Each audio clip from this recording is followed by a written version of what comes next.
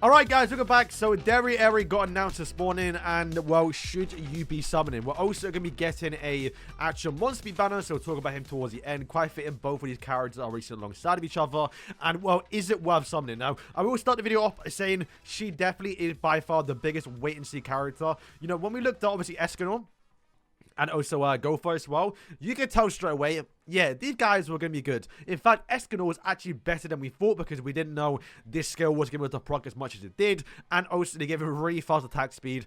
He was obvious he was going to be good. And he actually, if anything, exceeded our expectations. Where Derieri looks really, really good. However, I'm worried they're going to nerf her. And what I mean by nerf her, not in terms like, oh, they're going to make her worse, but we don't have her stats. And something I really wish they would start showing in the actual patch notes a little bit more, because her stats are very, very important. So to quickly run through a kit, she is kind of a PvP character. She is going to, all of her skills are going to prioritize support characters. What does that mean? It means she's going to ignore everyone on the field, ignore tanks, and instead run for the backline and kill the support characters.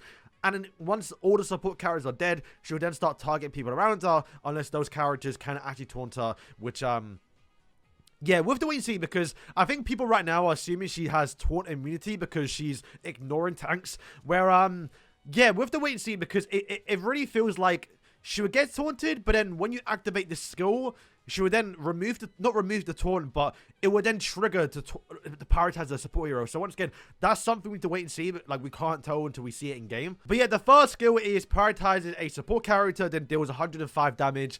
Also grants combo star. The combo star is going to increase the final attack by 1.5 and the attack speed by 2.5, stacked up to 20 times. It does say every single time this skill deals damage, which if you look on screen now, the charge skill should be something like this, where she just does a normal slash attack. So this will likely only deal one hit, which will be one proc of the actual combo star. But then we move on to the actual combo star ability, which has a 50% chance to prioritize once again a support hero. Very high multiplier at 2.28. You're also once again gonna grant combo star. And if you look at the combo star ultimate from Grand Cross, I mean, it does 50 hits.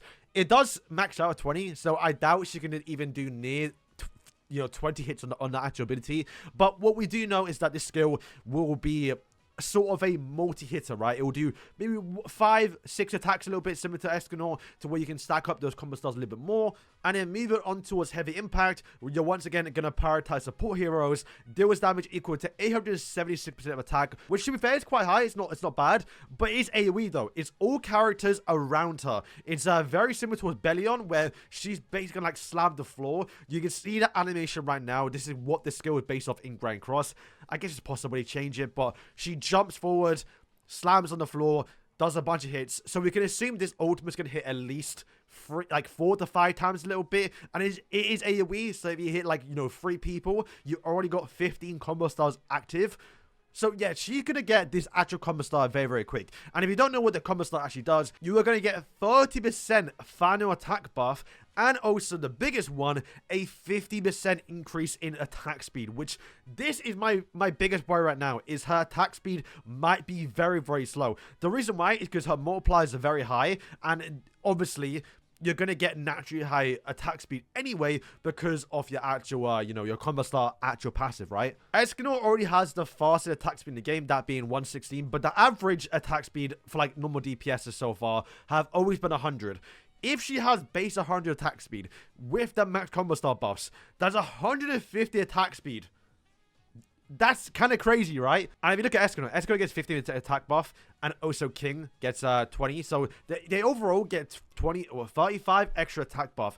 Derieri's doing that passively towards herself. Imagine we get another character that comes in the future that actually buffs up Red's final attack. But yeah, if you go through the attack speed, Monspeet's actually quite fast. I didn't realize that. But yeah, look. Oh, Kane's really fast too. Never mind. I thought, yo, these actually a fast attack speed. But yeah, if you look at everyone, they're all around 100. They actually all fluctuate a little bit higher sometimes, but it's typically always around 100, right? But then we get to this character, and Jericho is actually at very low. I think maybe even one of the lowest in the game. And this really hurts the character, which is why I don't really like Jericho too much. But she has 79. So it's very possible that Derieri could have let's say 80 attack speed, which to be fair, if you increase it by 50%, it will go up to 120, which will still be above Escanor, but I guess that makes more of a balance, right? She starts really slow, but then builds up over time. But I think personally, I prefer 90. There's no way she's going to be sitting on the 100 attack speed base. That's just too much. But yeah, regardless, what we do know is that, yeah, she will be attacking very, very fast and will be very, very good, right? Now, the big thing, obviously, is that she does prioritize support heroes. She's always going to target those. So that is her main use, is going to be probably in PvP, because, once again, the use of support characters, unless you want to use her in Tower Trials, where she runs to the backline, kills everyone, basically, right? Which, to be fair, will be a pretty good thing, because she runs to the backline, does the AoE ultimate, kills everyone around her. Yeah, like, if anything, you're sending a nuke in. That's the way you think about it, because, like, they're all going to be clumped together. She's going to run in and do a self-erupt. It's going to be kind of crazy. But yeah, that's the biggest thing, is getting her towards the backline. If you've used Ren in the game, if you've ever used Ren, her actual ultimate does TP her behind everyone, which sometimes can be kind of annoying. It doesn't even say it, it just does that actual ability. She TPs behind them after the ultimate, which sometimes, to be fair, a lot of times, actually does end up getting her killed. But there's also something I'm kind of curious about a little bit, is the movement speed. I really wonder if she's going to have... She might have 40. She doesn't increase the, movement speed, but, like, if she does have really fast movement speed, that could be a good thing, because you can run to the backline very, very quickly, but also be kind of bad, because if she's too fast, then you'll all aggro onto her without your tanks taking up all the damage a little bit. But yeah, like I said, this is the biggest wait and see moment ever, because obviously there's so many, it's so contextual, right? Like, she can run to the backline, kill everyone, but also she could run to the backline, get herself killed. But you normally are supporting her by maybe bringing a healer. You're probably bringing, obviously, Gilfrost to give her, absorb damage from one hit. The position of where you put your characters and where they put the characters also matter as well, because if it just to show you quickly right now, actually, if we just go into a game, the way I've set up my bots is I split them up, right? So like Derieri could be the top here, or she could be the bottom. And if you think about it, if I put her at the top, right, she will run towards the backline, avoid Escalon at the bottom, avoid Barn, avoid Melee, kill King, then kill Arthur, and then run towards the backline again, and also kill Gloxinia, and then maybe another supporter there. But I think by then everyone's dead, and she'll do an eruption. Like, you can see that power in this setup right here. But once again, that is obviously contextual, because that's only this game. If you're wondering, this is the way I set my team up, so we can kind of split them up, right? That's the way I think a lot of people are going. But also as well, there are times where they all just run together. Like, let's see if this happens here. No, so they're still split up, but like, you can see straight away, like, I'll bring my tank, melee, and draw a lock on. She'll just run straight towards the backline, kill, obviously, kill Gopher. And you got to remember, Escano is also supporting as well, where he's doing AoE skills. He's sending big damage ults to the backline, to where he will probably do a lot of damage. Derieri will probably be able to finish up maybe King, and also, Gloxinia. Probably do some damage towards Escano as well. Like, you can see the combo potential already from this character, just in PvP. So I do think she'll actually be very, very good, regardless of how bad they make her stats. But I guess the big thing is the bosses. She would actually be very good in bosses. I know we spoke a lot about her in PvP at the moment, because she's going to be targeting support characters, but you got to remember, she's going to have naturally high attack speed, because regardless of how much they make it, even if it's 80, the lowest they can probably go, she will still, at max buffs, have 120. So that's still very, very fast. You're still going to have 30% extra attack. And she has got high multipliers, like more than Melee, for example. So I do think she will be the best red DPS in the game, better than Melee, even though she's got, obviously, a bunch of single target skills. I do think she will be a really good red DPS, not only for, obviously, PvP, but, normal content, like just going into his normal stages. She would still be really, really good at bosses. So even though, like I said, I've talked a lot about PvP, I do want to stress, I think she still be really, really good for like knighthood bosses, or whatever time you have to bring a type advantage character. And I think most of us likely skipped Meliodas, because he was released at the start of the game. You should have went for Barn. He was definitely better. And Melee, I mean, you get the attack speed a little bit, 10% though. He is 100, so he only gets upwards to, what, 110?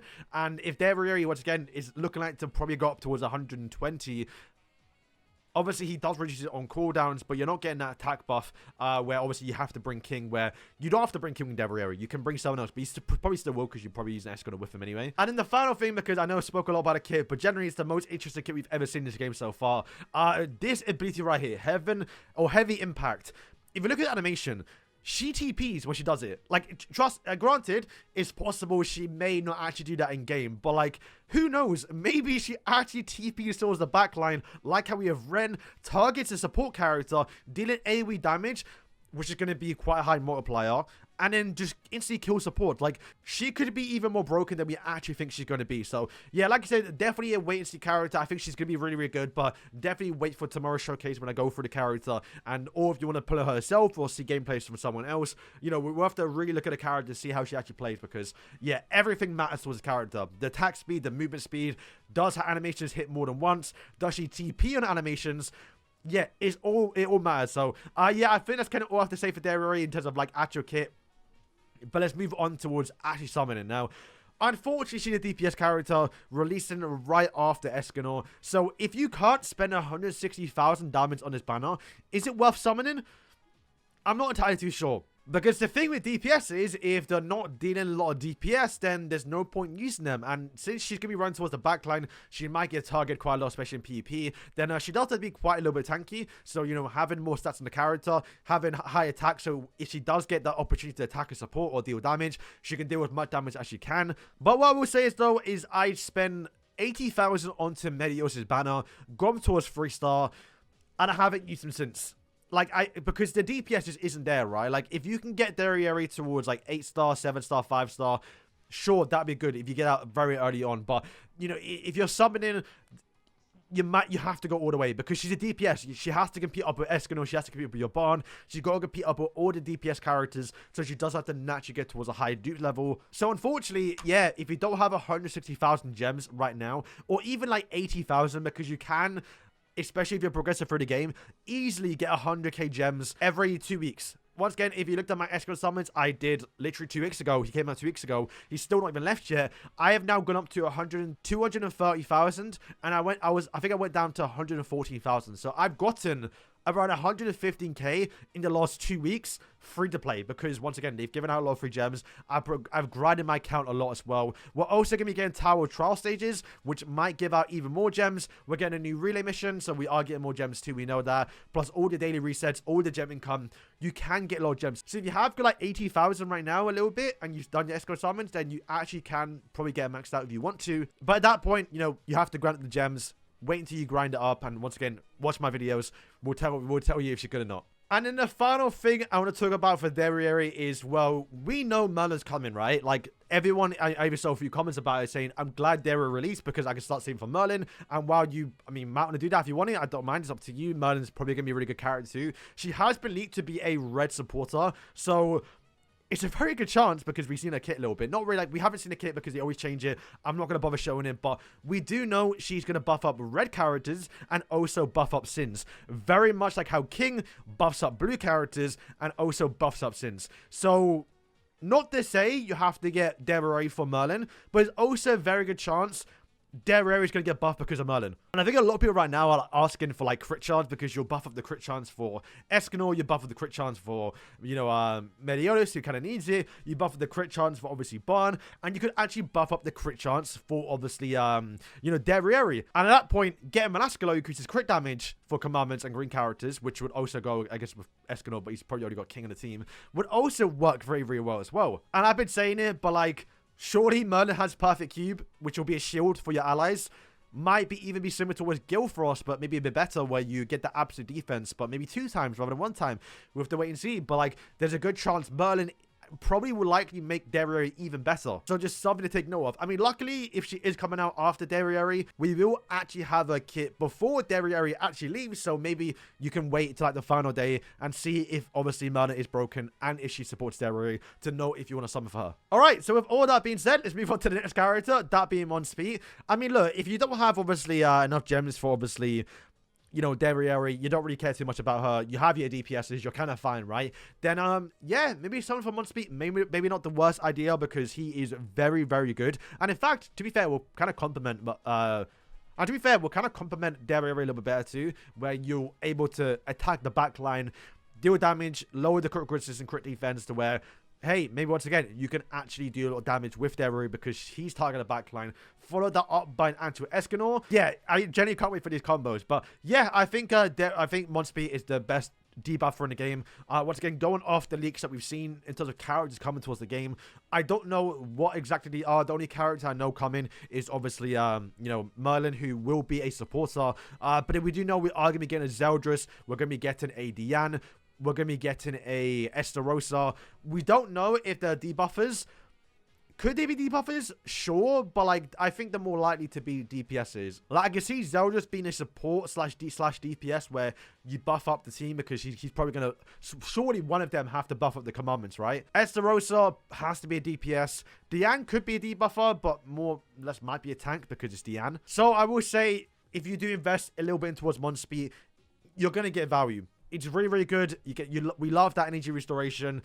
This is like one of the best skills for AoE farming, and when it comes towards the base defense, when it comes towards tower trials, he right now is the best debuffer. And even if we get another debuffer, if they don't do what he does, then you can still run both together probably, because I doubt we're going to get a replacement for Monspeet for a long time. So, yeah, guys, that is going to wrap up the video. A little bit longer, but like I said, there's a lot to say because there's so much speculation right now when it comes towards Derieri and how he's going to play in game. And, yeah, really, really looking forward to it. So, yeah, obviously, stay tuned. Tomorrow, we'll do 160,000 gems onto a banner. We got, some awakened tokens, not too much. I haven't been getting that many reds, but we do have 5, so I'll probably try and get towards like 7-star. No, I have to get to 7-star.